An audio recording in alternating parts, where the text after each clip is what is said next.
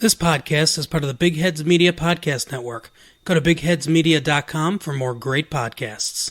You know who I can do it? You know who I can do without? I can do without the people in the video store. Which ones? All of them. This is Massive Late Fee with Mike and Mark. Well, hello everyone. Welcome back to Massive Late Fee. My name is Mark. With me as always is my co-host Mike. How you doing, Mike? Not too bad. How about yourself? Good. We've had a good week here at Massive Late Fee.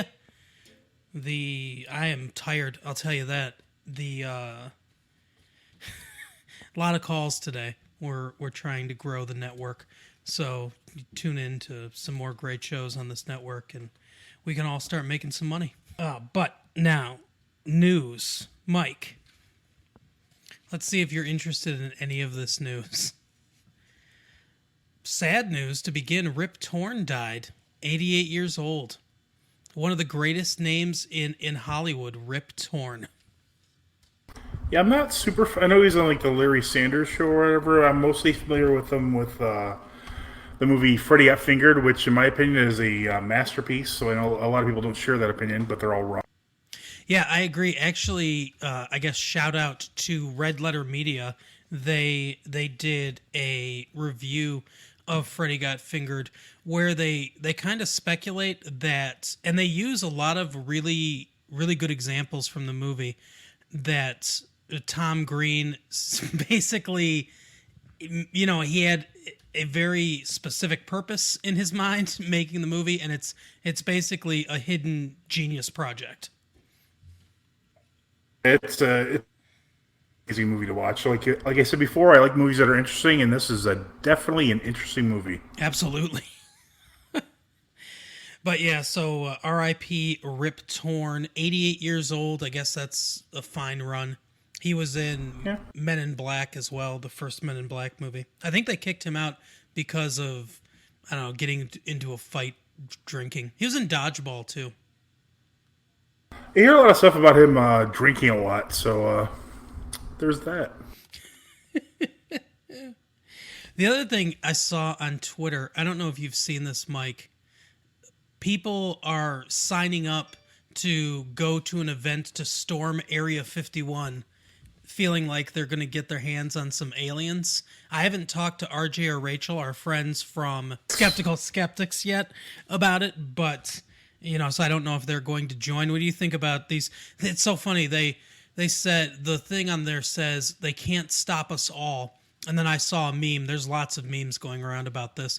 I saw a meme of a soldier with one of those mounted like machine guns where it says this can shoot 30,000 rounds a second.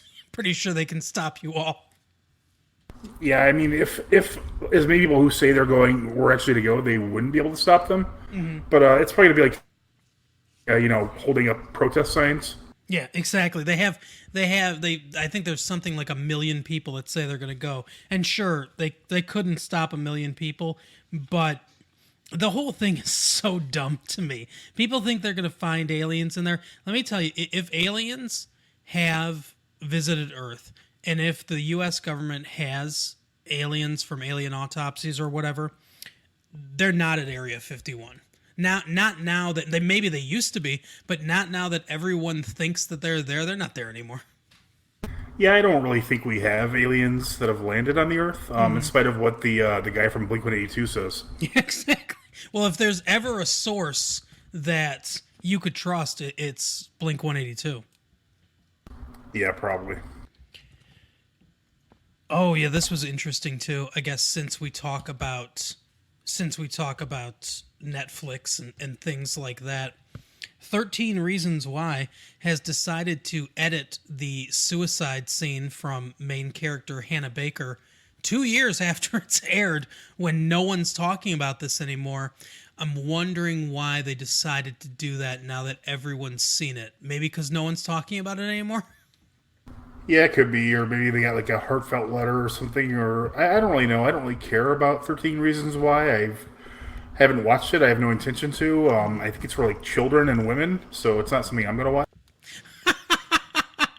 No, at my office, like all the ladies there were just like talking nonstop about 13. It just doesn't appeal to me in the slightest. I watched it with my Well, wife. there you go. Yeah, I guess I deserve that. But yeah, Yes, you do, Mark. I don't know. I feel like I said, they got a lot of flack for this over the last 2 years. Netflix did for kind of, and this doesn't fix the problem, in my opinion. The whole plot of the show is she killed herself before the show starts, and then a lot of it's told in flashbacks because she sends a tape to each person that she thinks is sort of what, that played a role in why she killed herself. And I think that's the most damaging part about it, is it's like a revenge fantasy for your suicide, which, teenagers are impressionable. And I haven't read anything. I don't think there's actually been some sort of rise in the suicide rates of teens since this show came out or anything like that. But that's the thing I have the biggest problem with it is they did a season 2. That's my biggest problem. It's based on a book. There's only one book, and it told its story very concisely in the one season, but they had to go for the cash grab and they had to do a season 2. So that's my biggest gripe about it, is that they extended it beyond what they had for content. Yeah, it just doesn't interest me in the slightest. I don't care. Do you care about Taika Waititi coming back for Thor 4? I don't know who that is, so no. I wrote that down and I said Mike will not care. next to my note. Taika Waititi, he directed Thor Ragnarok, and Oh, he directed Thor Ragnarok? yeah, exactly. Are you happy about it now?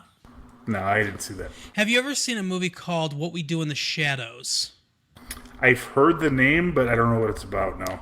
It's about a group of vampires living in the modern day, and it's sort of an improv comedy movie. It's very funny. I think you'd actually like it a lot. Taika Waititi wrote and directed that. That's kind of where he got his start. See, I thought all the Marvel movies were made by people who had head injuries, so maybe that's not the case with this guy. No, he stands out for sure. Probably him and James Gunn are the two that stand out as sort of unique people from the outside that they brought in. But Thor Ragnarok I thought was funny. It was definitely a funny movie. And I can't believe they're doing a 4th Thor movie. What else do you have to say about Thor? I do not care. Maybe they'll explain his Australian accent in this one? Yeah, exactly. Why he speaks with an Australian accent despite being Norse, but also a god from space. Oh, are they from space in these movies? Yeah, they live in some other planet or something. I don't know. Huh. There's something about realms. I don't know. What is this that I wrote down here, Mike? I don't know. Yeah, you can see it. Oh yeah. Did you ever watch Rocco's Modern Life? No, I think that was like a weird space where it was I was too old to watch it, and my kids weren't old enough, or maybe haven't even been born yet to watch it. I know it's some, I don't know, is it an aardvark or some weird animal like that?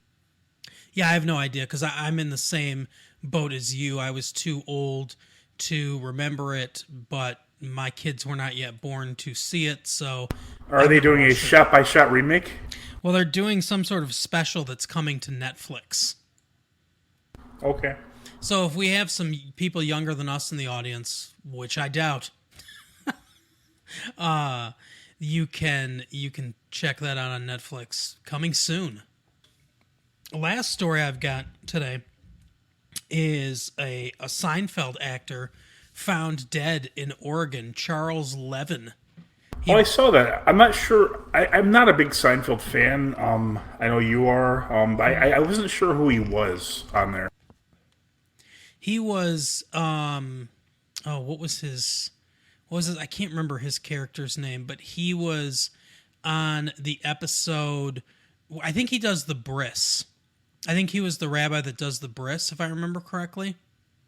Because they're going to be godparents to No, I can't remember. It's the one with the God where. That's right. It was the Christian couple, and they wanted to make Jerry the Godfather, and he kept doing those Godfather those things. But no, yeah, no, it is. I guess do they? I guess Jewish people call him Godmother and Godfather too. I guess I don't know. I don't know much about Jewish culture, but yeah, he. I think he was the rabbi that performed the bris. That's my recollection of him. In this picture of him that they show, before his death, looked like he lost a lot of weight from when he was on Seinfeld. I mean, not as much as he's going to lose now that he's dead, but still. Yeah, that's a real weight loss secret. Right. He was also on LA Law. I guess he went missing last week, and they have found him, dead. Unfortunately, at least they think it's him, and. I think I read that this person's dog was dead in the car as well. So I don't know if the dog just starved to death or what. I didn't really go into detail about that. Yeah, Boo Bear was the name of his pug found in the vehicle. So I don't know. No one knows exactly why or what happened. It doesn't look like it's foul play based on what I'm reading. It looks, I don't know if it's drugs, if he killed himself or what, I don't know. Maybe he was had dementia or something like that and kind of just wandered off. It is definitely possible. He was 70, so R.I.P. Charles Levin or Levine. I'm not sure exactly how you pronounce your name, sir. And you can't tell me now, so rest in peace. For what it's worth, Mark kind of remembers you from Seinfeld, he thinks. Yeah. I think you performed the bris. So during Dios de Muerta, or whatever it's called, I'll light a candle for you as the guy that performed the bris. And if that's not you, then I'm sorry. You'll be alive in your family's memory, and you'll be able to live in the afterlife, or I don't know, whatever they believe. Not your religion anyway, so probably won't affect you. Anyway, so now we'll move on to educating Mike. Mike, are you familiar with a 1981 film called Under the Rainbow? No, I am not. Wait, no, that's not the one about voodoo, is it? By Wes Craven? No. This movie stars Chevy Chase and Carrie Fisher. Right in between when she was doing Star Wars too, which is kind of interesting. And this movie is about a visiting dignitary, a CIA agent, a Nazi spy, Japanese tourists, an assassin, and a group of midget actors from The Wizard of Oz.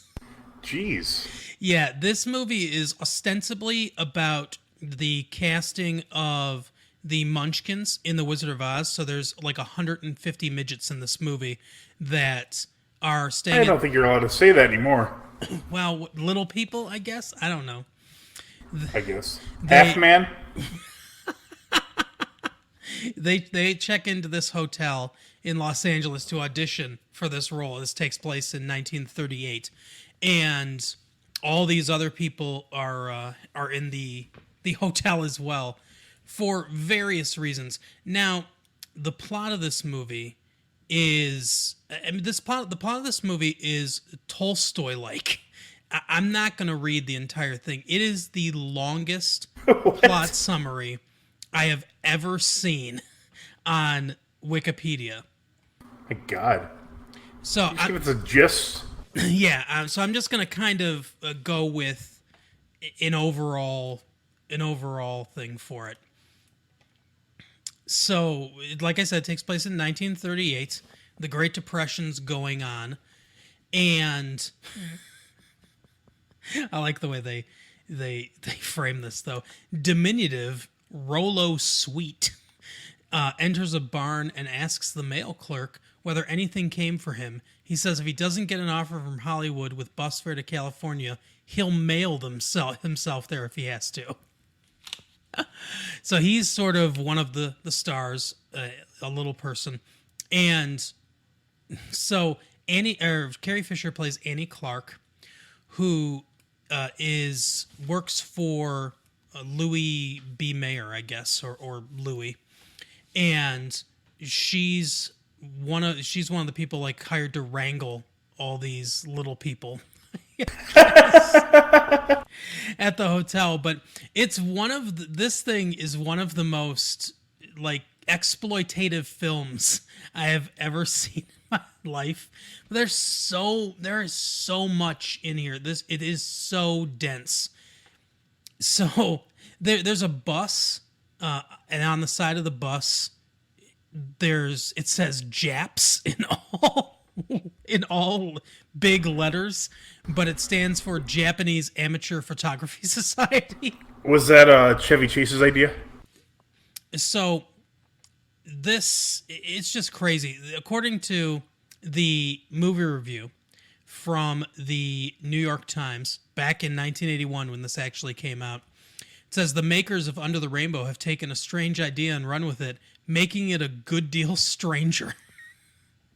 The year is 1938. The Wizard of Oz is about to be made, and a movie studio is auditioning Munchkins, so 150 midgets are holed up at the Culver City Hotel, preparing to don winged monkey outfits and start swinging from the chandeliers. This would be plot enough for any movie, but it's about 1/10 of what goes on in Under the Rainbow, which has enough story angles to make your head spin. The bizarre aspect of the movie is hardly the presence of the would-be Munchkins. If anything, they seem the sanest people around. Also on hand are a perky talent scout in charge of auditioning them, Carrie Fisher, a Secret Service agent with an eye for the talent scout, Chevy Chase, the elderly European aristocrats the agent is guarding, Eve Arden and Joseph Mayer, 25 Japanese photographers in white suits, one Japanese spy in a white suit, and a tiny German agent, Billy Barty, in charge of locating the right Japanese.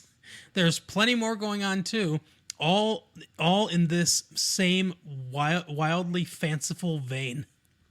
So it's supposed to be a black comedy. It's insane, this movie. But I wanted to read you some of the parents' guide to it. Sex and nudity. A midget cuts off Annie's clothing, and she ends up wearing only her underwear for a portion of the film. So that's a young Carrie Fisher. There is a scene when Annie is wearing only her underwear and is trapped inside a freezer with Bruce. The scene fades out with the freezer light being turned off while Bruce holds and kisses Annie. There is a scene near the end with midgets running through a dressing room where many women are seen wearing underwear only. The midgets then proceed to a showering area where some nudity is present. A few occurrences where midgets touch women's breasts. There is a scene when Bruce is lying on top of Annie on her bed. She asks if he has a gun, if it is his gun that she feels pressed against her, but it is implied that it is his penis when he remarks that the gun is in a shoulder holster. What? Here are the only two things under violence and gore. I love this.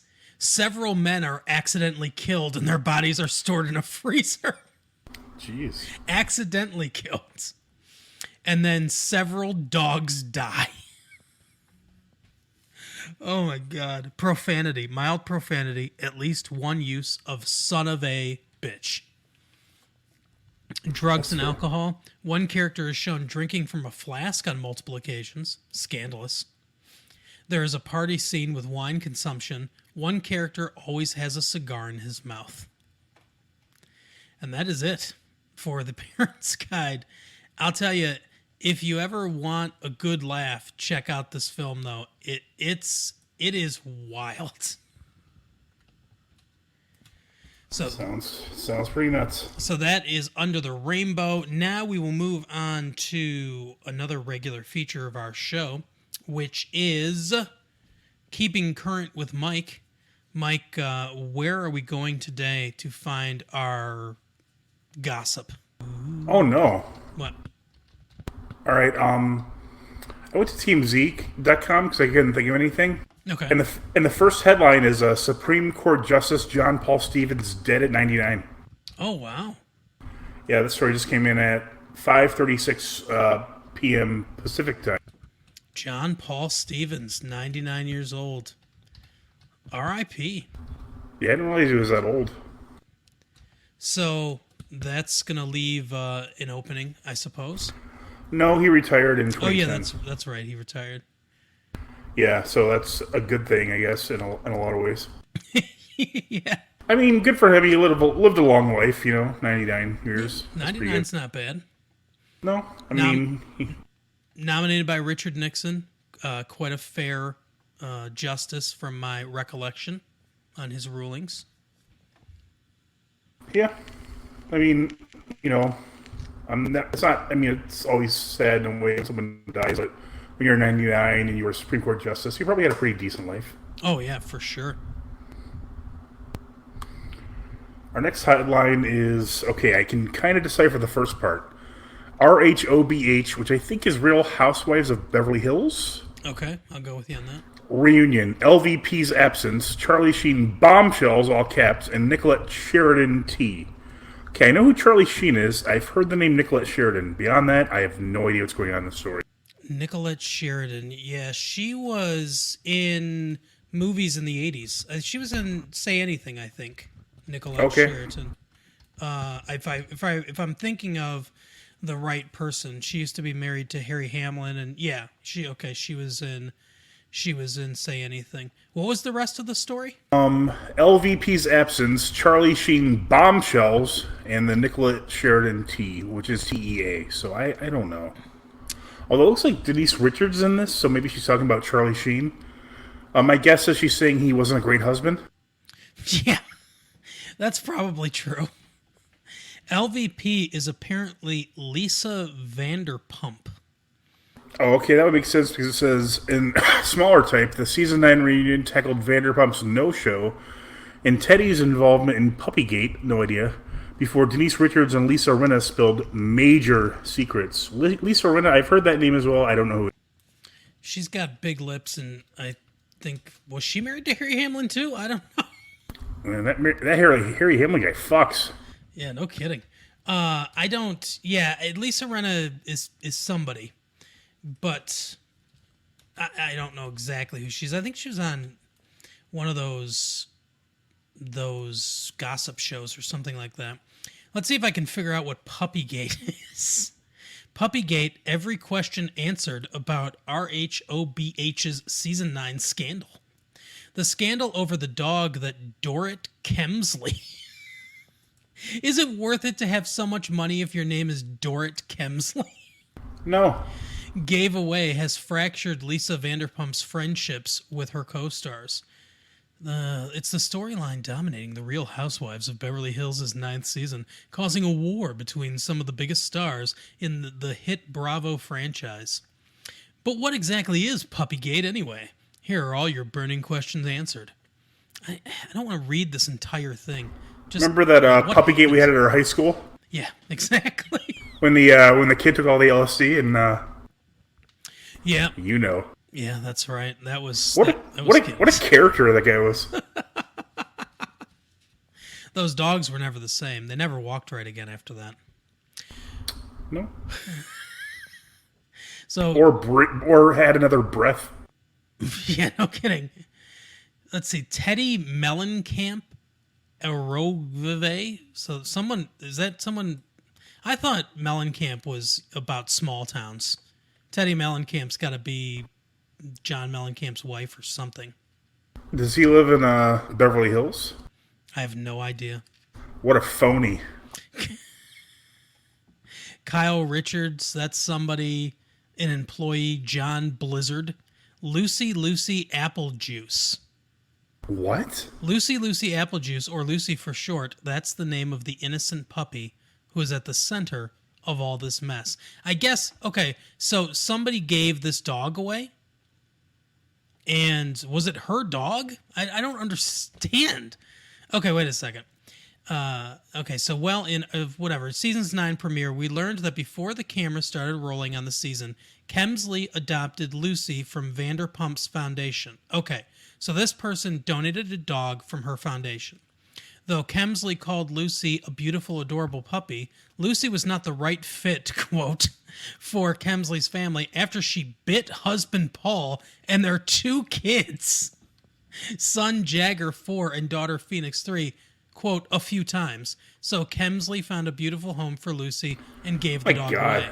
Those are the worst fucking names for kids I've ever heard in my entire life. I know. That's child abuse right there. That dog. Yeah, no shit. The dog was just putting them out of their misery. Yeah, exactly. Let's see. Lucy's new owner also didn't want the dog and gave Lucy to a shelter.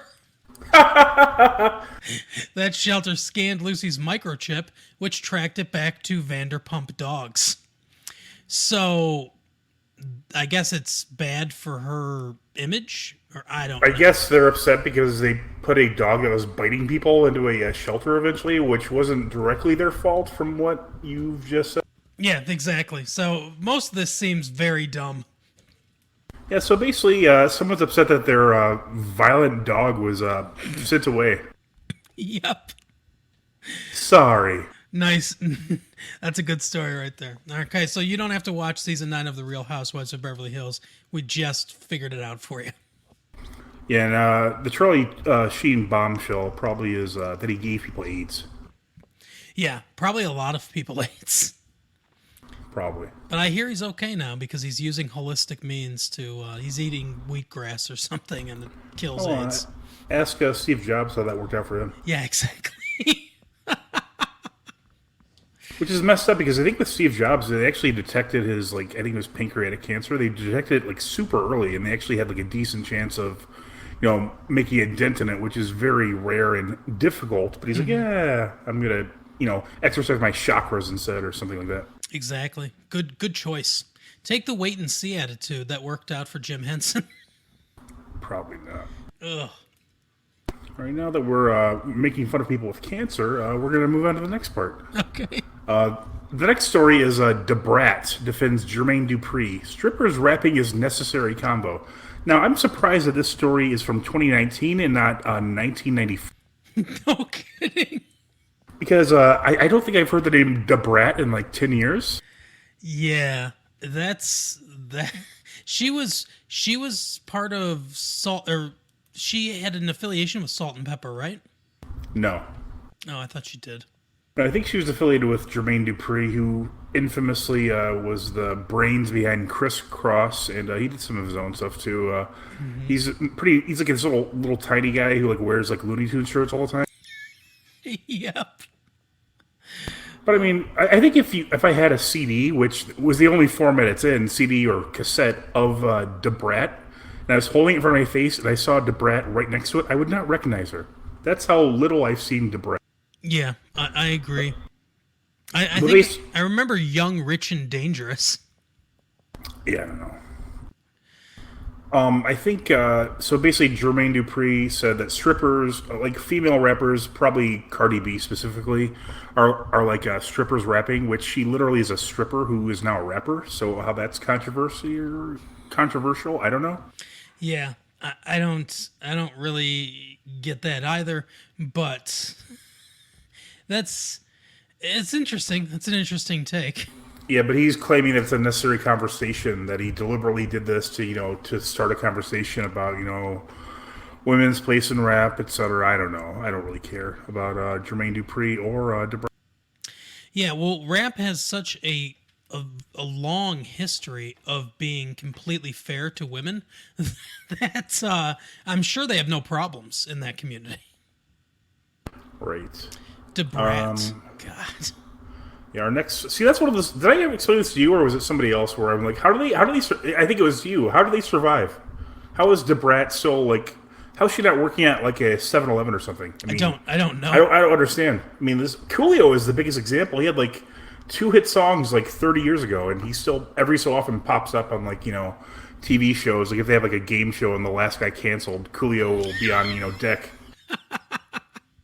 I've got to admit, speaking engagements, I guess, I don't know. Debrat will come to your school for a small fee. I don't know, maybe.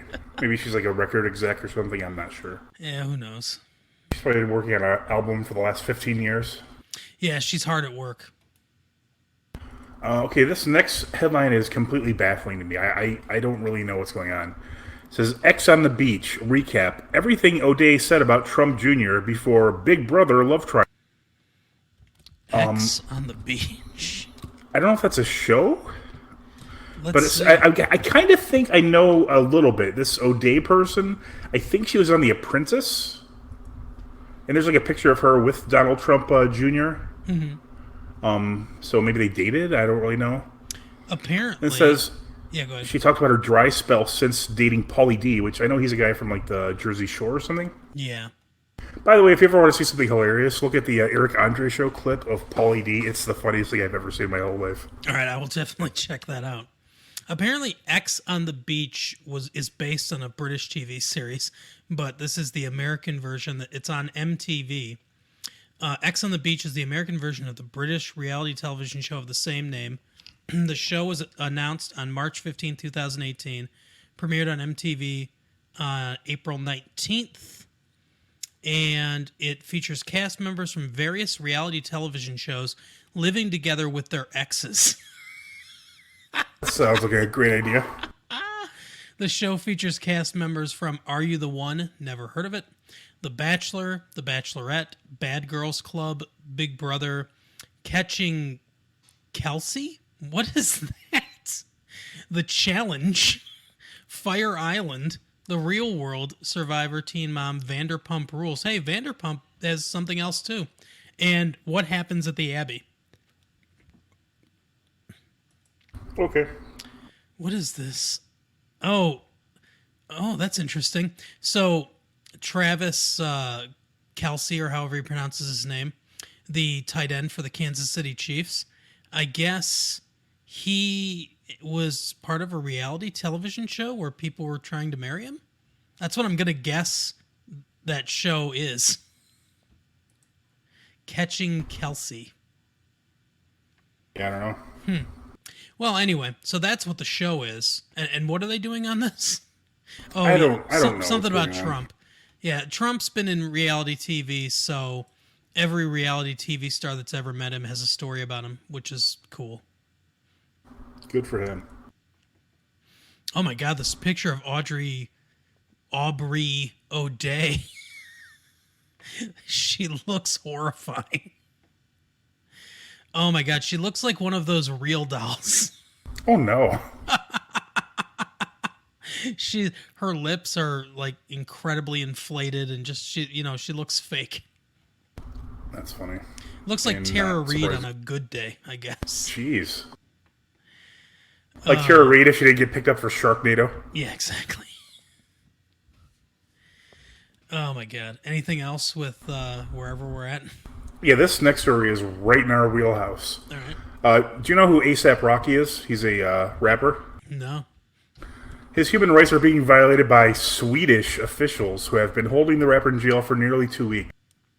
So says members of the Congressional Black Caucus. Now, there's a lot of fun in this story. First of all, fuck the Swedes, because fuck them. Yeah, exactly. Apparently what happened is they're trying to charge him with aggravated assault. Like, he and, like, some of his, like, friends or whatever were, like, being picked on, and so, like, they, like, fought back, I guess. Mm-hmm. And so, Sweden, being a bunch of shit-faced douchebags, decides to just hold him, in jail for 2 weeks. Another funny part about this is the people that are paid to. I mean, there's a lot of people actually talking about this, but just the Congressional Black Caucus.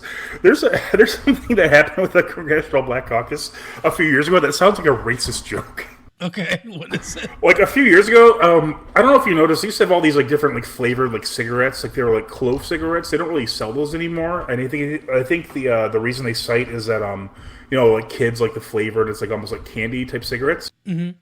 Well, they're trying to also, again, this sounds like a joke. They're also trying to ban menthol cigarettes at that time, but the Congressional Black Caucus stepped up and said not to do that. Because it would unduly affect, African Americans.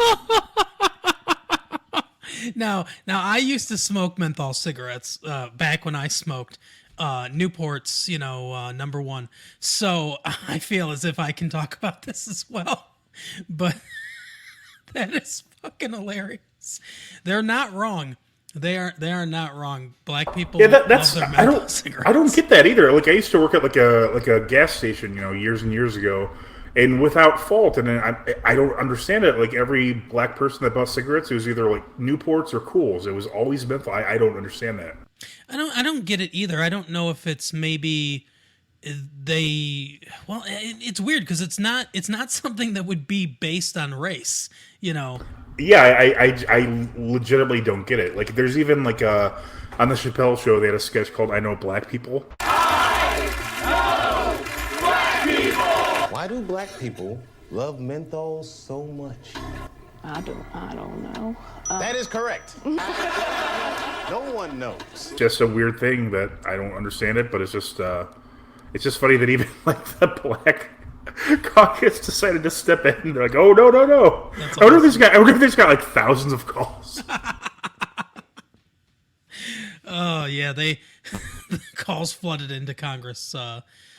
But so this says in July 2019, he Aesop Rocky, yeah, that's his name. ASAP Rocky was arrested arrested for aggravated assault, like you said. Later charged to just assault, so no aggravation, I guess, in Stockholm, Sweden, after a concert after he and his entourage were involved in a brawl on June 30th. The victim was beaten, kicked, and cut with broken bottles when down on the ground. The victim was taken. They keep calling it, that's slanted too, Sweden, you fucking Nordic bastards. The victim was taken by ambulance to a hospital where he required stitches. Okay. A$AP Rocky's bodyguards also filed a counter complaint. A$AP Rocky's ongoing tour was put on hiatus for the trial. As it was judged, there is a risk that he flees or tampers with evidence. He may be kept in custody until August. What? Come on. Everyone, well, not everyone, but he's a well-known person. Where is he going to flee and tamper with evidence? That's racist right there. Sweden. He was visited by personnel from the U.S. Embassy shortly after his arrest. Some other artists have called for a boycott of Sweden due to the incident. Yeah, well, if you're a rapper, why go to Sweden anyway? What are we going to boycott from Sweden anyways? They don't make anything. They don't really do shit. Mm-hmm. Oh no, watch out. Certain types of chocolate are not going to be bought in the United States anymore. That's Switzerland. Oh, see? Even that. They don't even What, do you think that. you think we want your fucking pickled herring? Yeah, Get out of here. There you go. A petition to release him has also been started. He has denied rumors about it says he's denied rumors about inhumane conditions, so that's good.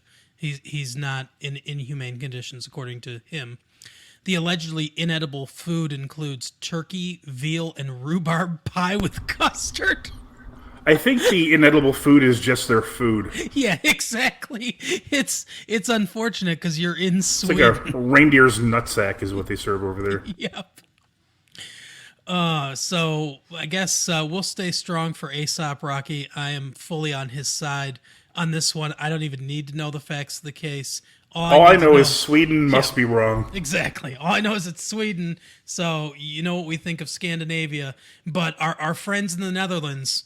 Shout out to our friends. And really, when you think about it, as we determined last time, the people of the Netherlands are the most northern people in Europe that have to deal with these fuckers from Scandinavia. So thank you to all of you in the Netherlands for being the wall between the ridiculous invasion of whatever the fuck they do in Scandinavia, infecting the rest of the world. Exactly. They are the dam against Sweden spilling out over the rest of Europe. Or really, since we're talking about Netherlands, we could say they're the dike. Yeah, that's right. Exactly.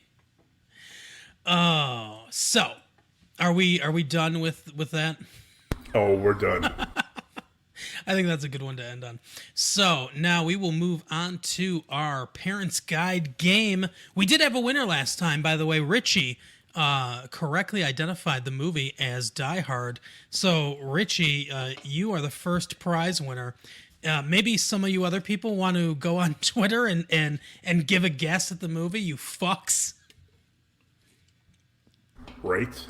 No offense, but fuck you. Are you a bunch of fucking Swedes? Come on. Yeah, exactly. If you don't start tweeting at us when I post these contests, then we're going to think that you are in line with the Scandinavians. Right. Which, again, we must agree that Dolph Lundgren is an exception. Yeah, Dolph Lundgren is the exception, of course. He did the right thing. He moved out of there. Yep.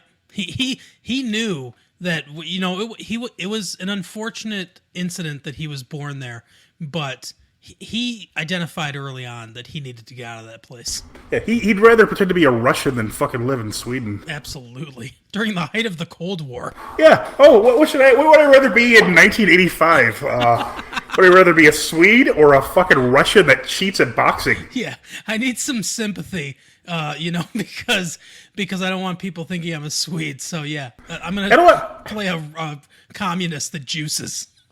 I don't want anyone to think I'm a complete piece of shit. So I'll play a guy that killed somebody in the ring and showed no remorse whatsoever. Exactly. All of that is better than being Scandinavian. Exactly. All right. So, Parents Guide game. Mike, you can go first this week. I think I started last week. I have no idea, but I'll go first. Here we go. A couple is attacked in their home by a bulldozer. They survive. Freddy got fingered? No. Okay. No, I think it's a wrecking ball that goes through that house. It is. All right. So, first one on here. Under profanity. Some slurs for Koreans, Vietnamese, and Mexicans are heard in the beginning. Let's see. Is this a super bad? Nope, not Just super. kidding. I'm just kidding. I know. Shit. I think it's a Quentin Tarantino movie. Is it Reservoir Dogs? Nope. That's fair.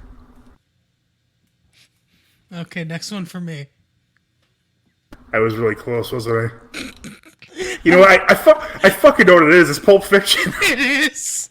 How the fuck did you get pulled? I mean, I guess it just goes to show what kind of movies Quentin Tarantino makes. When the only thing you need is slurs for Koreans, Vietnamese, and Mexicans are heard at the beginning. Can I tell you something? Yeah. My second movie that I have on deck is also Pulp Fiction. I was wondering if we were ever going to do the same one. No, if I had done it in the opposite order, we would be on the same movie. Oh my god, that would have been hilarious. Yeah, but I'm going to have to switch that one over. But yeah, so... Yeah, you got it. Let's see. Violence and mayhem throughout. Sometimes blood. Okay, sometimes blood and a bulldozer coming through somebody's house. Let's see. Bulldozing through the house. I'm gonna guess. Well, it's not Pulp Fiction.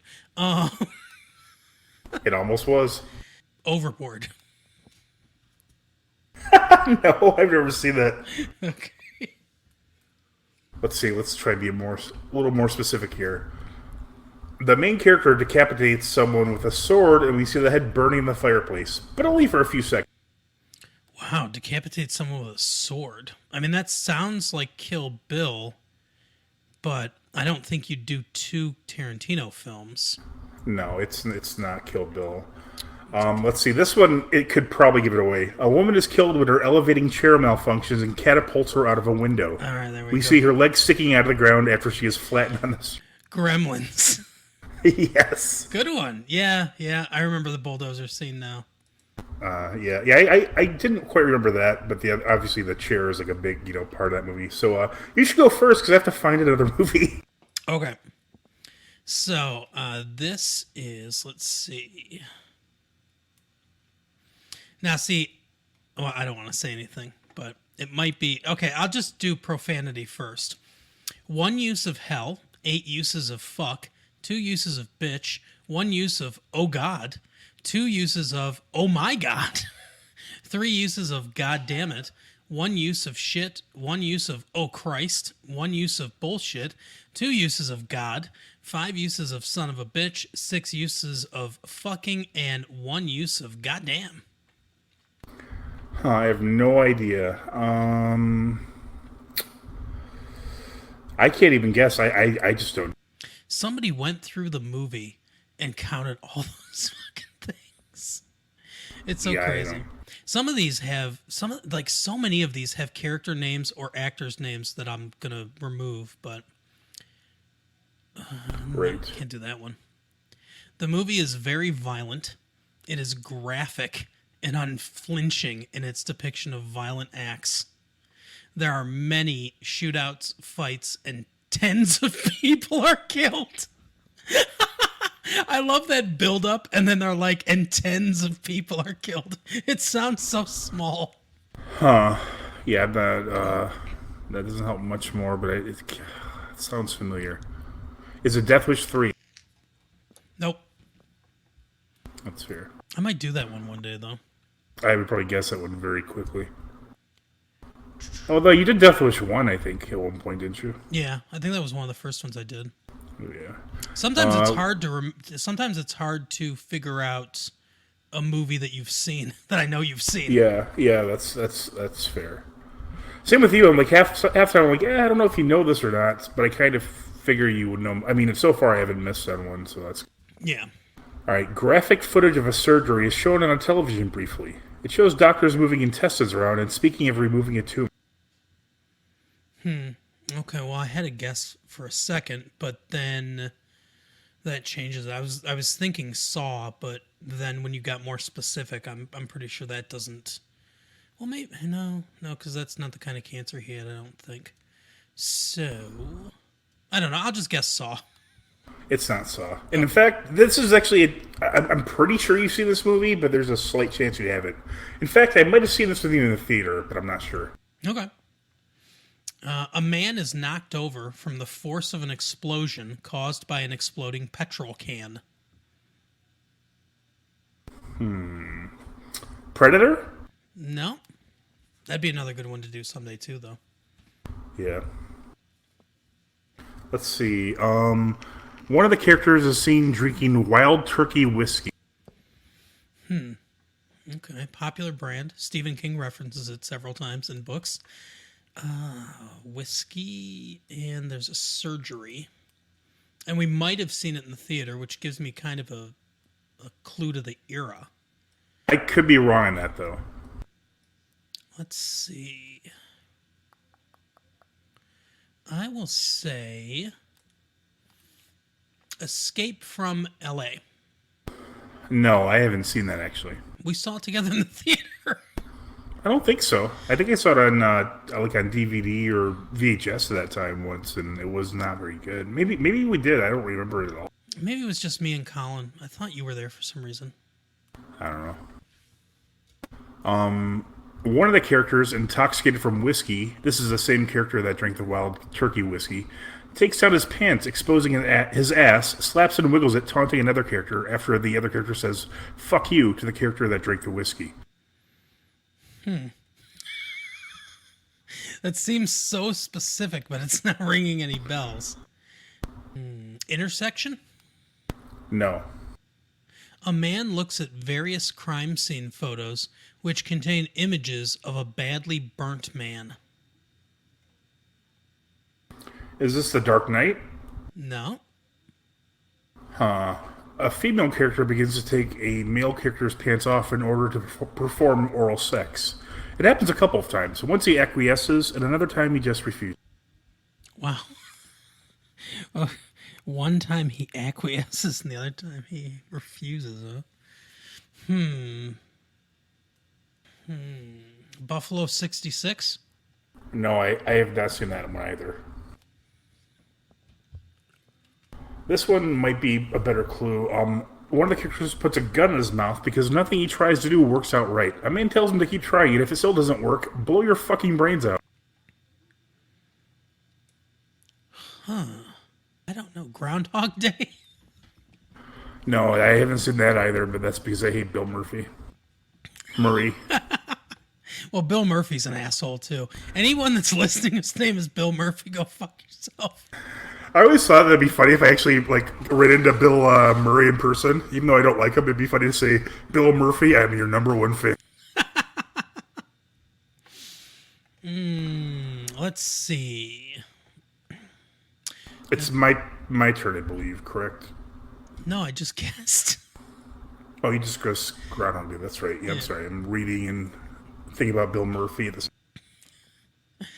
Let's see. When the main character, I think this is the main character, is sleeping one night, there is a book titled Exotic Dancer on his bed with a picture on the cover. The picture is of a woman supposedly naked, but it's hard to see. Huh, I have no idea. Crocodile Dundee.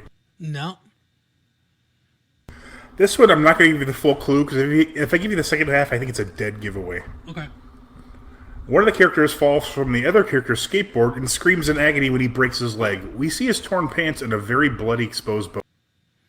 Oh, wow. An exposed bone. I mean, I was going to guess airborne because I heard skateboarding. That's a good one. But it wouldn't be that. Wait, were they were rollerblading in that one, weren't they? Yeah, I think so. Down the devil's backbone! Is it Boogie Nights? No. Damn it. Let's see. A homeless man is hunted down by armed men, one of whom has paid money to kill him. Huh, is this really Hard Target? Yep. That's weird. I didn't. The other clues didn't really help. I guess the burning part, I don't remember that from the movie. I think this means I need to rewatch it. Yeah, I think so, for sure. I thought you were going to get it by the list of profanity. No, I don't know. I mean, a lot of times when you finally see what it is, like it all kind of falls into place. Like the worst was Super Troopers, because like everything you said was like I could have easily guessed it from any of the clues. Like my wife said she was like listening and just like infuriated because they couldn't figure out the fucking. Oh, yeah. As soon as I started reading that clue, I was like, "Ooh, shouldn't have read that one." Yeah. So this one, I think, if you really think about it, this one will probably give it away. Two horses mate. A horse with a clearly visible erect penis mounts a willing female. The male then thrusts and humps vigorously. Okay, well, we said it's not Freddy Got Fingered. Is it? We said earlier it wasn't Freddy Got Fingered, but then I switched the movie out. It is Freddy Got Fingered? Yes, it is now. Oh, damn it. Yeah, you're right. We did. I eliminated that one in my mind because of that. But no, yeah, that makes complete sense. Nice. Oh, nice. So now we will give our viewers a chance to win another prize. Why don't you take it this time? Oh, I did last. Did we want to reveal what it was last time in case no one saw? Yeah, it was Die Hard. Richie won. Die Hard. Richie won the prize, which is the first place prize. Exactly. Richie gets the first place prize. Yeah, good job. I think the standard thing we do is 4 clues on this one. I'll say that to use up some time while the page. Yep. Plus, I can edit stuff too. A man threatens to cut another man in ways that'll make him useless to a woman. Interesting. A man refers to a car as boner-inducing, which is not only a clumsy word, but it's in sex and nudity. How is that sex or nudity? I don't know. He doesn't pull his pants off and then show the exposed boner, does he? Right. See, a dead woman lies in bed topless. Very brief and not meant to be sexual. Don't you tell me how to interpret things, IMDb, okay? Exactly. When you're a young man and the internet doesn't exist, maybe a dead body is more stimulating than it should be. Yeah, just like in what was the name of that movie? The Adventures of Ford Fairlane. Oh, I didn't see that. There was a scene where he had sex with a supposedly dead woman in the back of a hearse. Huh. Turns out she was just passed out on drugs, so it was just rape. Yeah, just rape. Is that how you're putting it, Mark? Just rape?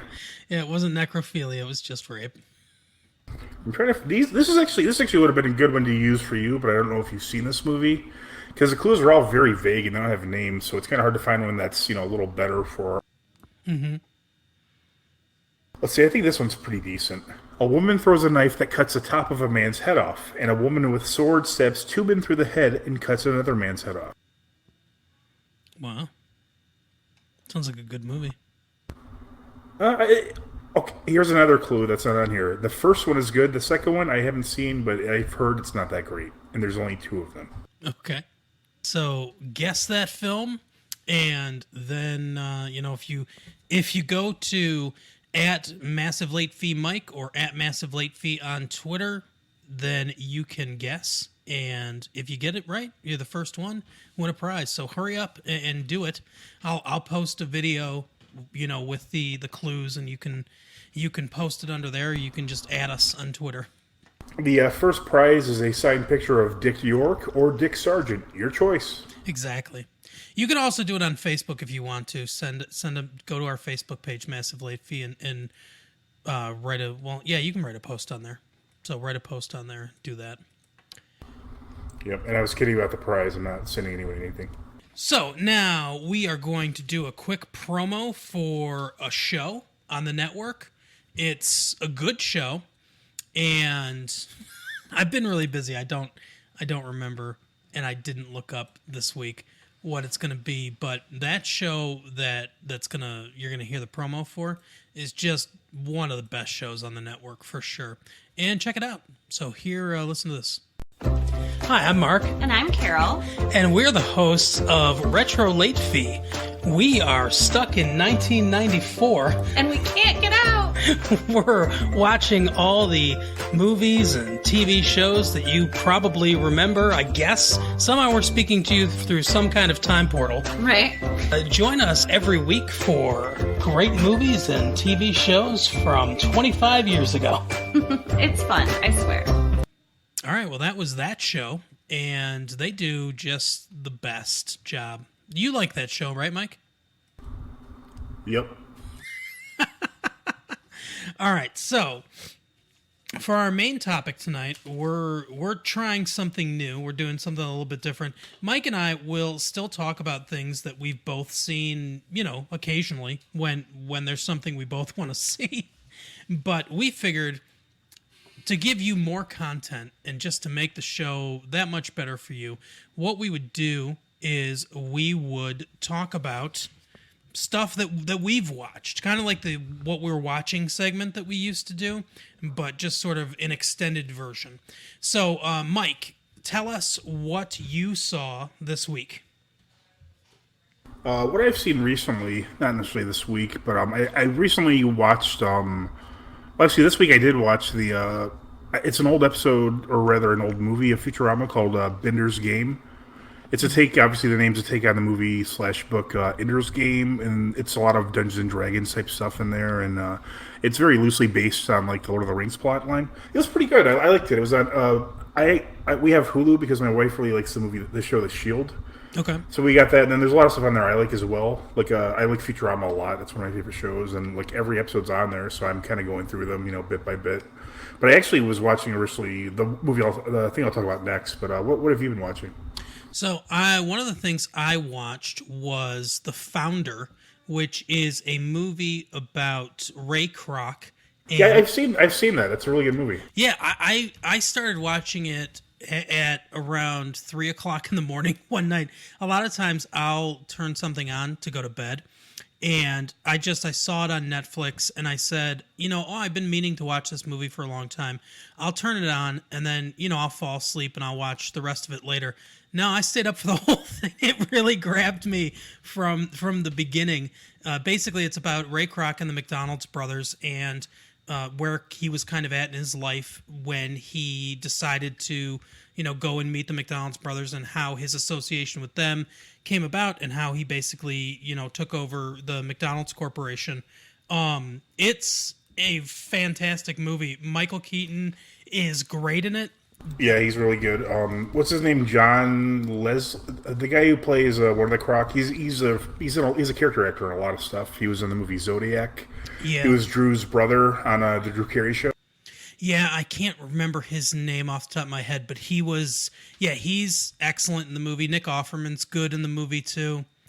They're both the McDonald's brothers. They're both really good. Yeah, Linda Cardellini plays like a love interest, and I'm a fan of the way she looks, so I'll watch anything with her in it. Yeah, I like her too. She was on Freaks and Geeks, which is one of my favorite shows that never really lasted. And then Grandma's Boy, favorite movie of mine. Yeah, exactly. But she's in it. She plays a woman that it's sort of implied that maybe they have an affair, but I think in the movie in the movie, I think the way that you kind of read it is it's more of an emotional affair between the two of them, and it's clear he's not happy with his wife and everything. She's sort of just not part of what he's doing, and they end up getting married, towards the end of the film. But yeah, it's a fantastic movie. It really grabbed my interest, and it's a very interesting kind of story in history, I think. Yeah, what I found interesting about the movie is, at least I haven't seen it in a while, but as far as I recall, it doesn't really it's like a straight up biopic, pretty much. Yeah.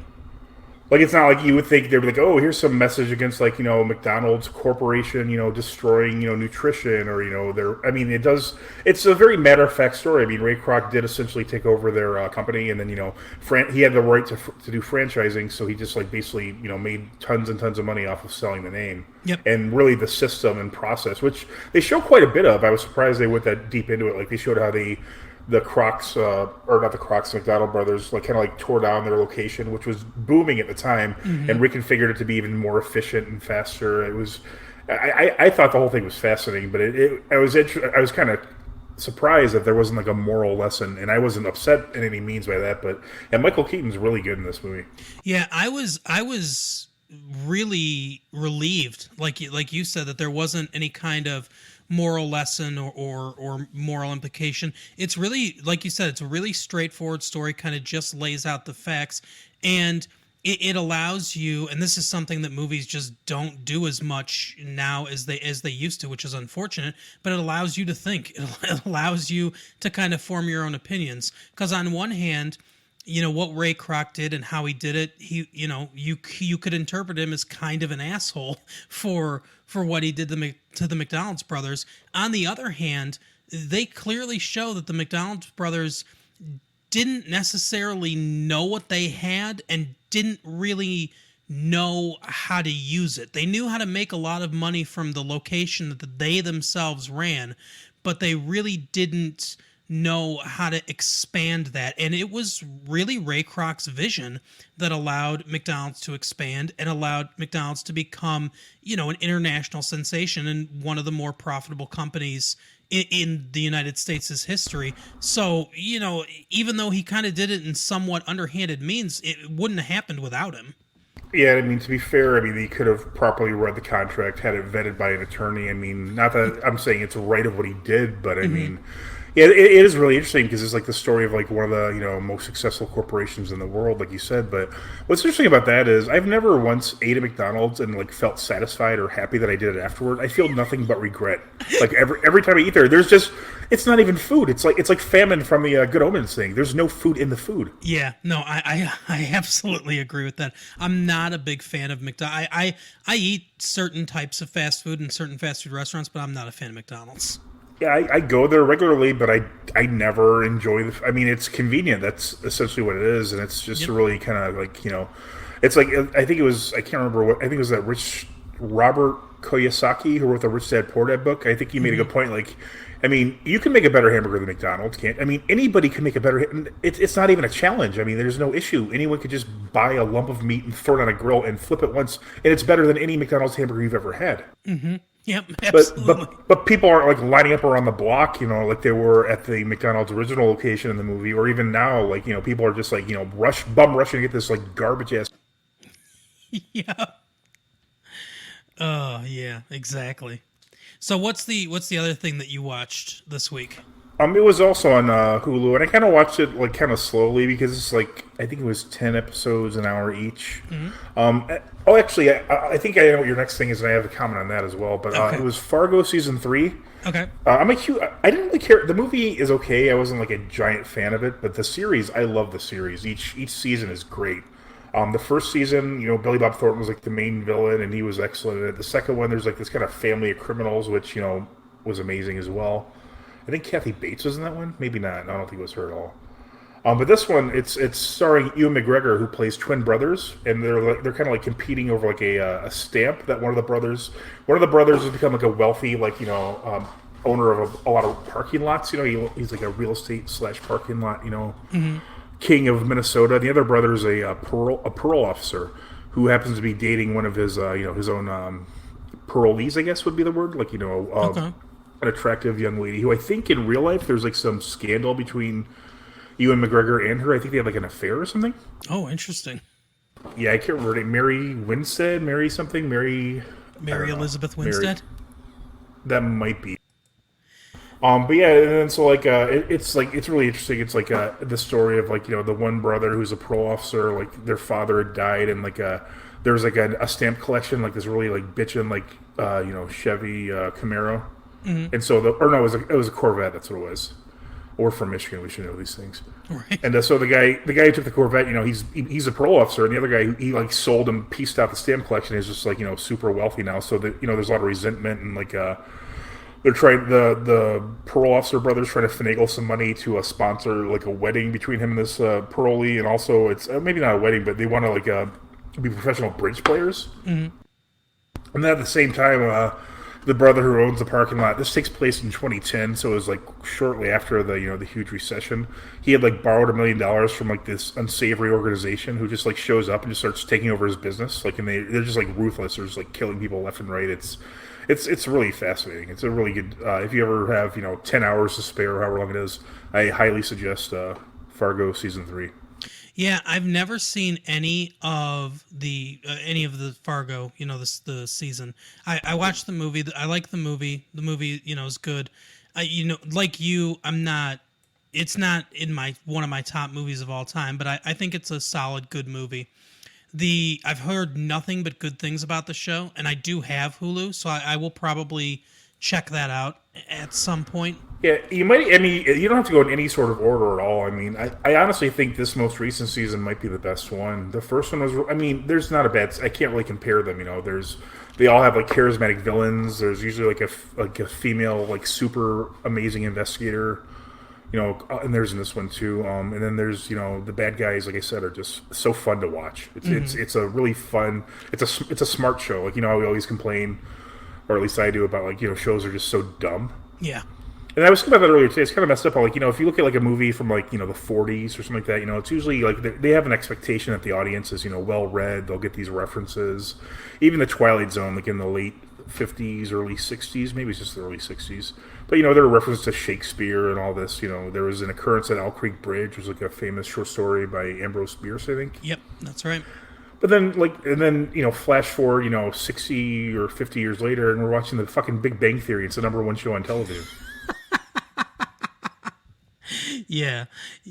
I agree. So I don't think that people have gotten less intelligent. I just think that Hollywood's just slowly but surely giving up on the idea that we would have any, you know, appreciation for an intelligent, you know, show. But this, much like a lot of the other Coen Brothers work, definitely bucks the trend. It's you can't really tell what's happening at a time. There's a lot of nice, clever twists and turns. At no point do you believe there's like, you know, they're really like, you know, the Deus Ex Machina is really deep in there. It's all completely plausible, and it's just fun. I enjoy it a lot.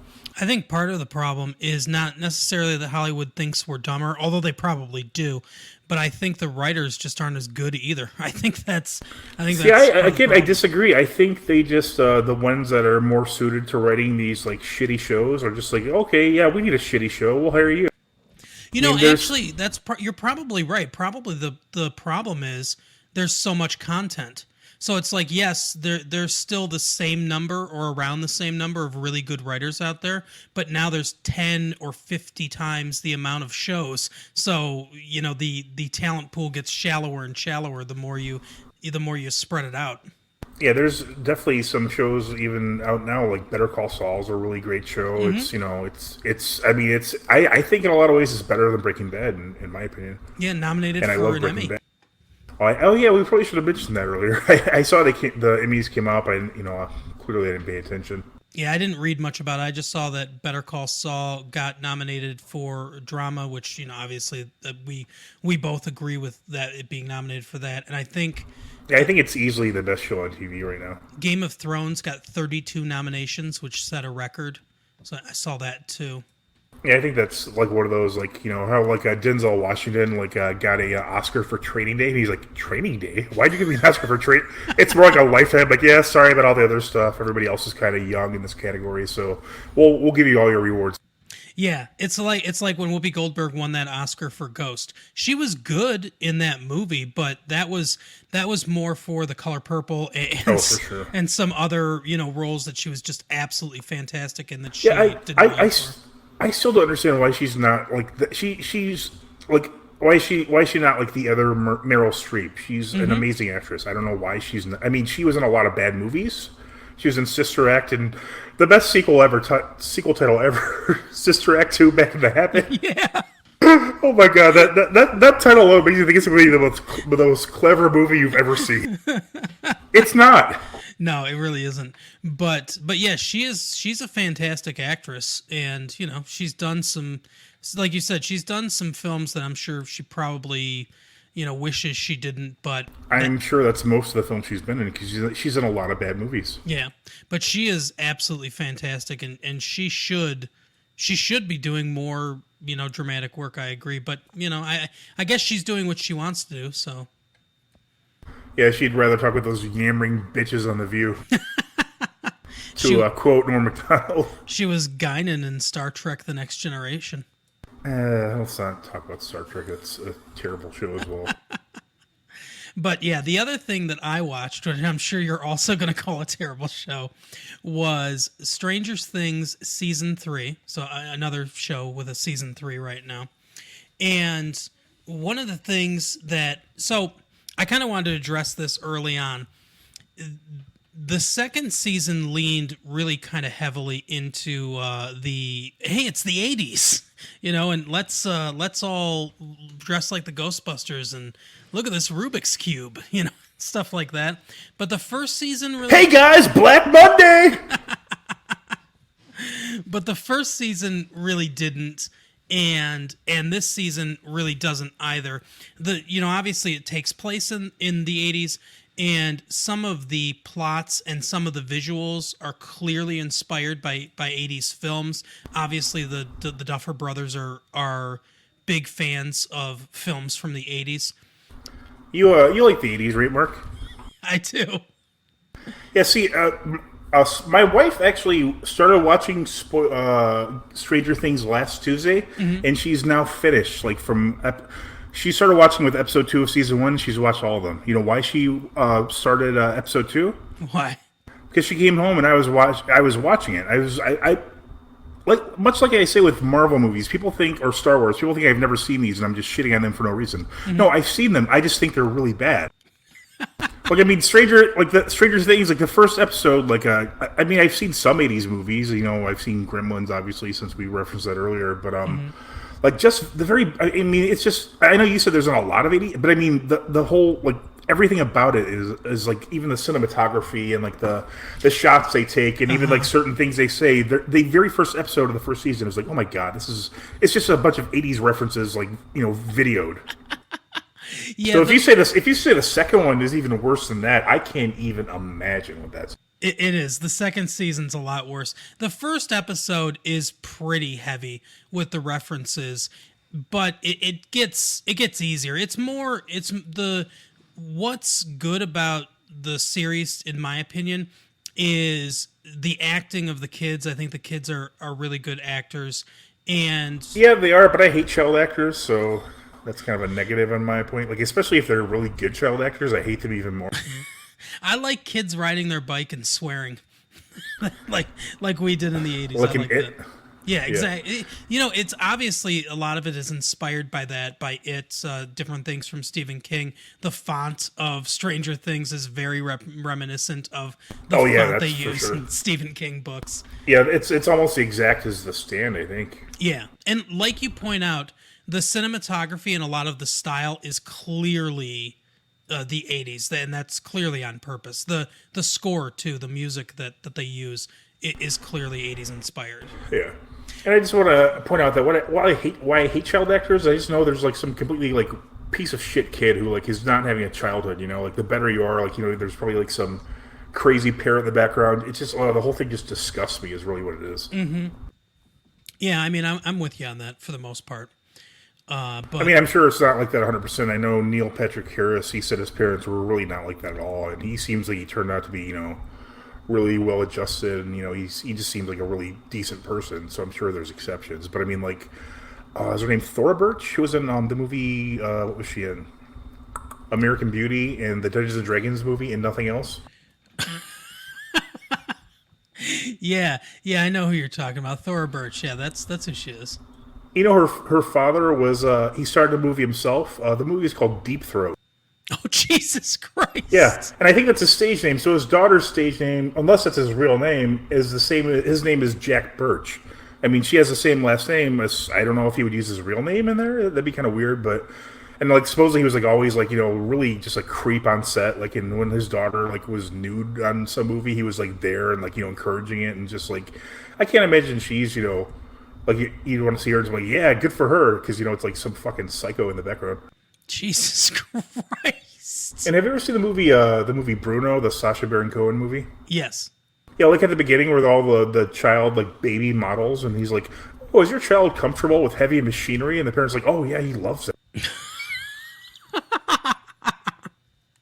Yeah, that is definitely what it's like. Oh yeah, my I mean, God. I'm sorry, obviously that's a tangent, but that's why I hate child actors. Her parents are Jack Birch and Carol Connors, both of whom were adult film stars. Well, one cancels the other out. Yeah, I guess so. So yeah, that's Carol Connors was in Deep Throat apparently as well. She had the deep throat. And The Erotic Adventures of Candy in 1978. So if you want to see Thora Birch's mom naked, you can do that. If you want to see Thora Birch conceived, maybe it happens in Deep Throat. Yeah. But I think she's a little older. I think she's younger than that. She's born in 1982, so yeah. Yeah, I don't know when that came out. Sometime in the 70s. I don't remember when. Sometime before we were born. Just says early 70s. So I don't know. Fair. But anyway, so season 3 of Stranger Things. I liked this season a lot. I thought it was as good as season 1, and maybe better in some degrees. There's some interesting plot points to this, but basically the story of it is. Yeah, feel free to go full spoiler. I don't think anyone has any other expectations. Oh yeah, we're gonna spoil this. So if you haven't seen all of season 3 yet, burn your phone or whatever, and then come buy a new phone and then come back to us later. By the time you've bought a new phone, you should have finished the Stranger Things, and this podcast will probably be over anyway. So, but basically it starts with they've all been gone from the summer, or not all of them, but the one kid, Dustin, the one that's missing bones, and he's missing bones in real life. He's got some sort of disease where he's missing bones. They didn't pull him out for the movie. Yeah, the producers said, "Hey, we kind of good news and bad news." Yeah, we kind of want him to not have collarbones or his 2 front teeth. Do you think that he'd miss them? Oh no, they're always getting in the way. His mom just pulls pliers out of her pocket. Yeah, I thought this might happen. But anyway, so he comes back from camp where he met a girl, and a lot of this is about growing up. A lot of this, I mean, the whole show is, but a lot of this season is about that awkward stage in puberty where you start to notice girls, and you stop playing with toys and things like that, or you stop playing Dungeons and Dragons like they do in the show. And you find something completely different to play with. Yeah, exactly. And how some people move a lot faster in that than other people, and kind of friendships can be fractured because of that. And there's a lot of homosexuality in this season too. It's heavily implied that one of the kids is gay, and then there's a lesbian in another one of those weird, stupid things where it's like, hey, if they just had a conversation with each other, then all this could have been avoided. But and it's weird. But anyway, so the basic story of it is that he comes back and they all kind of hang out. While he's been at science camp, he's made this giant antenna that can broadcast all over the world apparently. And the girl that he met there, who he says is brilliant and prettier than Phoebe Cates, she lives in Utah. Oh, that's fucking bullshit. All the pretty women they have in Utah. Yeah. No offense to any of our listeners in Utah, but your women are dogs. Damn. No, I took offense at that. no, I'm just joking. I've been to Utah a few times. He's just kidding. Some of them aren't. Yeah, some of them are not. But anyway, so he doesn't get her right away, but he starts hearing this Russian transmission. So he thinks it's Russian spies, and he starts writing things down, and he's got a tape of it, of them talking. And it turns out he's right, they are Russian spies, because it's an 80s, period piece. So the Russians are the bad guys in this season. And Unlike now. right. And there's this subplot with the mom, played by Winona Ryder, who her magnets start falling off the fridge and she doesn't know why, and she thinks it has to do with the institute that was responsible for things in both season 1 and season 2, even though it's been torn down. And she starts trying to investigate this. Hopper, who is David Harbour, who we tried to get on the show, who completely ignored everything that we said to him, which is probably Much like audiences ignored Hellboy. yeah, exactly. He helps her out because he's kind of in love with her, and she's still upset over her boyfriend from the last season, Bob, played by Sean Astin of the Goonies fame, who got killed. It's funny. I noticed it this season. Basically, every special guest or whatever for the season that they've brought on has been someone that was popular in the 80s, either in movies or TV shows. In the first season, it was Matthew Modine. Yeah, I was saying he was in the first episode. I might try it again, but it's annoying to me how derivative it is. Yeah, well, because of some of the nostalgia stuff, and I know your tolerance for that's super low, you might never really get into it. I don't care for nostalgia at all. But, so it was Matthew Modine in the first season. In the second season, it was Sean Astin from the Goonies. And John Astin's son, Gomez, from the Addams Family. Oh, nice. Have you ever seen that Matthew Modine movie, Spirit Quest? Yes, I have. That's fun. And then this season, it's Cary Elwes from The Princess Bride. Oh, nice. He plays the mayor. So he dies. So anyway, what happens is there are Russians in a mall. They've bought the mall, and they've bought a bunch of land around the mall, and they're using some sort of superconductor or something like that because they're trying to open a dimensional rift that we learn about in the first season of Stranger Things, and that was supposedly closed in season 2, and they're trying to reopen it because they want the secrets that lie within, I guess. I don't know. The U.S. government was doing it in the first 2 seasons. Now it's the Russians trying to do it in this season. Yeah, so as usual, Russia's far behind us. Yeah, exactly. See, I find this premise very unbelievable, not because they tear open a dimension, but because the Russians never had any money. They would never have the money to buy a fucking shopping mall. Yeah, and the other thing is, it's just, I don't know, there's so much that's unbelievable about it as far as, you have to really suspend your disbelief, because they have basically an entire army that's existing in the United States. And one of the guys that they have working for them, it looks like the Terminator. I mean, he's basically the Terminator. He's dressed a little bit like him from the first Terminator movie. And he's this big, Russian sounding dude that seems unstoppable and beats the shit out of people. Now, he's not an actual cyborg, but it's clear that's what they're going for. The other thing in this season that it's clear they're doing sort of a parody, or not a parody necessarily, but like an homage to, is both Aliens and Invasion of the Body Snatchers. The big creature that's the main villain in this season has this thing inside of its mouth that comes out and gloms onto people's faces, which looks a lot like the alien proboscis or whatever you call it. And Facehugger. Yeah. Well, it doesn't necessarily look like the facehugger, but it's sort of, I guess it's kind of a combination between that little tiny mouth that the alien has inside its mouth with the facehugger attached. I like how they call them face huggers, when it's clearly not hugging your face to put eggs in your belly. Yeah, no kidding. yeah. It's definitely a face fucker, guys. Come on. But anyway, so there's that, and then these different people basically get turned into, what do you want to call it? Disciples of this monster. And that's the invasion of the body snatchers parts. Like, you don't know who's been turned and who hasn't.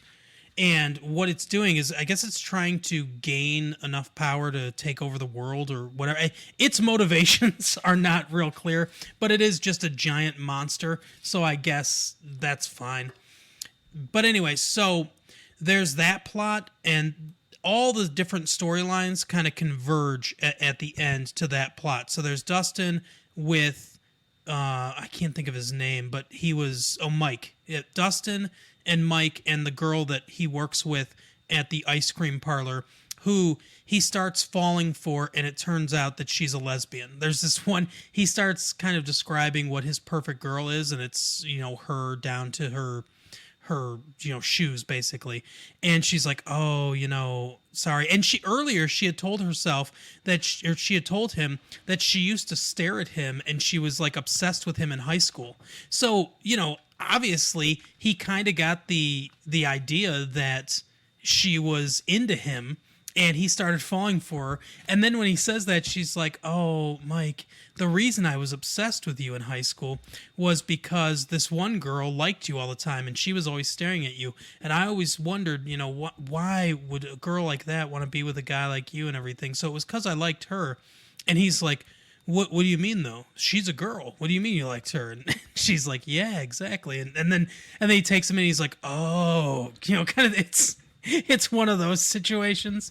So it's fine, to have a lesbian character, but the way that they go about it, I think, is really kind of dumb. It's like, at the beginning, she should have just been like, yeah, I was obsessed with you for this reason. She should have just had a conversation with him right off the bat, instead of making it sound like she likes him. Right. Or she would have been like, man, my neck is real sore. My tongue is tired. I don't know why. Want to go out? What do you think? But anyway, so she, I had another joke. I'm not going to use it. Her, Mike, and Dustin are a team with one of the kids' little sisters. I can't remember all their names off the top of my head, but they're a really cool team. Like, I like that pairing. I like the dynamics between them, and they're the ones that kind of decode the Russian thing, and they discover that they've taken over the mall, and they don't know what they're doing, but they know they're doing something, and they end up infiltrating their headquarters. So at the same time, Hopper and Winona Ryder's character, they are, being chased by this Russian, and they get this Russian scientist, who kind of knows what's going on. So they get some information there.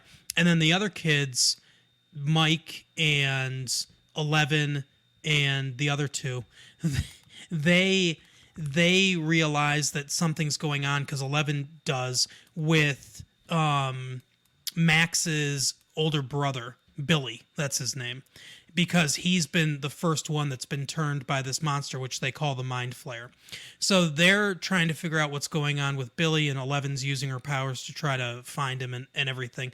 So all these plots, they end up coming together in the final episode, where they reunite. But I like there's somewhat of a mystery aspect to it. I like that. I like the different pairings that go on, although I think Nancy and her boyfriend, they're kind of played out. I mean, maybe we just need to get rid of those characters, honestly. But they all get there, and basically what it turns out is the Russians are trying to open this gate, like I said, because they know the Americans did it once before. Reasons unknown, I guess, for warfare, I guess for weapons. They think that they can use these things for weapons or something like that. And so that's what they're trying to do, and they all, basically try to stop them, because the fact that they're opening this thing up is what awakened this monster that was still in their world. Didn't have a chance to get put back there. I enjoyed it though. I liked it a lot. Like I said, I liked a lot of the pairings. I liked some of the mystery elements of it. I thought it was well paced. I thought it was, exciting. It definitely a satisfying third season of the show. And they're definitely going to do one more. It hasn't been renewed yet, but it's clear that it's not closed. The story's not closed. And the creators said that their plan was always to do four seasons and then, not do any more. I feel that people just make that shit up at a certain point. Yeah. It's like, good for them if they still have ideas and they stop. Like, hopefully Good Omens isn't going to have any more seasons because that was like a perfect season. Oh, yeah. And that's one where it's like it could be open for a sequel, too. Oh, for sure. But that's always bullshit. When like, oh, it was supposed to be a sequel or a trilogy the whole time. It's like, no, it really wasn't. Mm-hmm. So I wonder if the even numbers of the seasons will be the ones that lean heavily into the 80s. That'd be great. Just like, oh no, I can't. My sister has HIV. just all the dark parts. Like, hey, where'd your cousin? Oh, he went to Tiananmen Square. Oh my gosh. Hey, how come your brother's not here? Oh, he was on a subway car with Bernie Getz. Yeah. The other kid's like, not only did I just finally come out of the closet, but I also got to get busy with Freddie Mercury. Because, get busy is a very 80s term. Yeah, plus, that would explain why he got AIDS. Oh, this is a different character. Oh, okay. Well, that's good to know that it's a different one. Wouldn't that be funny if, like, on Stranger Things, they started watching a show that was, like, about, like, the 50s? Mm-hmm. Like, how they do that? Like, how, like, it's always, like, a 20-year period. Like, in the 70s, they had Happy Days, which was, like, set in the 50s. Mm-hmm. Then in the 90s, they had that 70s show, which right. Obviously is set in the 70s. So, I mean, I think we're about a 90s era now, I think. So, I'm looking forward to that. Whoever's going to come out with a 90s show. Although it's almost too late. You got to hurry up because we're going to be in the 2000s soon. Yeah, exactly. I agree. Wow, what a memory. Yeah. When are we going to get? That's why I want to know. When are we going to get the Y2K stuff? Yeah, I don't even know what that would be. I mean, it's not. It doesn't seem like a very fun era. No, I think the 9/11 comes pretty quick. Yeah. No, I think you're right though. I think we're due for a 90s revival show, but it does have to be pretty quick. Yeah, and you'd be like, oh man, did you hear about that congressman Gary Condit? I can't imagine anything worse happening than that. Gary Condit, of course, being the one person who was really happy about 9/11.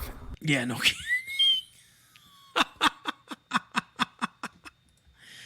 Oh man. Well, I have a question for you actually. What do you plan on? Do you have any plans to watch anything next week? I don't have. I mean, I'm probably going to watch Fargo, honestly, based on your recommendation. That's cool. But I don't Yeah, have. I don't have anything really planned out for next week. I'm going to just kind of see what's out there and figure it out. Coming out on Friday, I think is. Do you ever watch Comedians in Cars Getting Coffee? Yeah, I've watched that before. Yeah, I like that. And the new season's coming out, and it's got some guests I'm looking forward to. I really enjoy that show. It's I'm not like I said, I'm not a fan of Seinfeld. I'm not even a big fan of Jerry Seinfeld, as he is on the show Comedians. That happens a lot. There's a lot of people that I don't really care for that I'll just listen to them, like Mark Maron. I don't care for him anyway, but he's a really good interviewer, so yeah. I'll listen to his show, and he gets a lot of good information. Like Jerry Seinfeld too. I like that he talks about comedy and the theory of comedy, and that stuff is just kind of interesting to me. So. And also, another part I like is that he tries to pair like the car with a person's personality. Just the idea of that to me is just fun. Like it's kind of neat to think that there's like, there's a perfect car for my person. I mean, it's like like a Zodiac thing. It's some, I'm sure there's no validity to it, but it's still fun. For a second, I thought you meant the movie The Zodiac, as if Jerry Seinfeld was just like we learn years later somehow that Bill Burr and all these people that were on Comedians in Cars Getting Coffee, they'll died like 5 years later, like 5 years to the day after being on the show. When he was like 15, Jerry Seinfeld was the Zodiac Killer.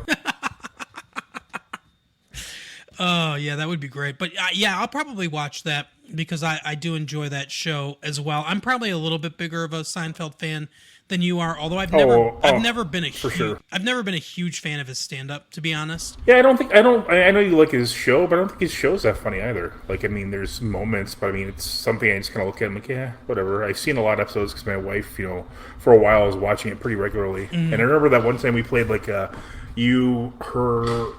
mom and I played Seen It. It was a Seinfeld edition. Oh, we did? Yeah, and I just knew nothing about the show, and I was just getting crushed, and I was just so angry. One of the funniest things in the world is to see you getting slowly angrier and angrier. I don't know why, but you know what? I told this story the other day to my wife. Actually, I never told her this story before. But one of the funniest moments that the two of us ever had together was when one of the times we went to the casino in Windsor. I already know where you're gonna go with this. And we stopped at Burger King on the way back. And they love putting mayonnaise on their sandwiches, obviously, as we learned in the whole 9 yards, but it's actually true. And Mike, for those listeners, bathe in it. Yeah, for those listeners out there that don't know, absolutely hates and is disgusted by mayonnaise. So, like, I almost throw up when I see it. Like, I just thinking about it, I could probably vomit if I wanted to. So he ordered a sandwich with no mayonnaise. And as we're pulling up we're pulling out of the parking lot, Mike opens the thing, and the rapidness with which you said this was the funniest part about it. He opens the sandwich and he says, "I think there's mayonnaise on this, and there is, and I'm not eating this." It looked like it was pouring out of the bun itself. That's how much fucking mayonnaise is on this goddamn. I think we chucked it at the side of the Burger King. Yeah, I said it. No, we were already by the tunnel because I don't know why it took that long. So I just decided to donate it back to Canada. I threw it at the exchange center, Yeah, the duty free. that's right. We're at the duty free shop. Oh, but yeah, that was great. I'm getting angry just thinking about this right now. Oh, well, that is our episode for the week. As always, follow us on Massive Late Fee, Twitter, Facebook, MySpace, all that stuff. Be in our top 8 or whatever. I don't know. Oh yeah, we are on MySpace. I need to check on that. Instagram too. I put stuff on the gram sometimes. Again, we praise the Dutch for being the wall of security. Yep, the Dutch are our favorite listeners, and check out the gram. The gram of cocaine that we have for sale. Jeez. But also I Instagram. wonder how much that would be. I don't know. We just got the one though. Huh. So first come, first serve. Like If someone wins, I can go steal some from my neighbor. yeah, that's the prize. The prize is the gram of cocaine. So figure out that movie and you win. All right. So that is our show. We will see you next week. Bye. See you next time.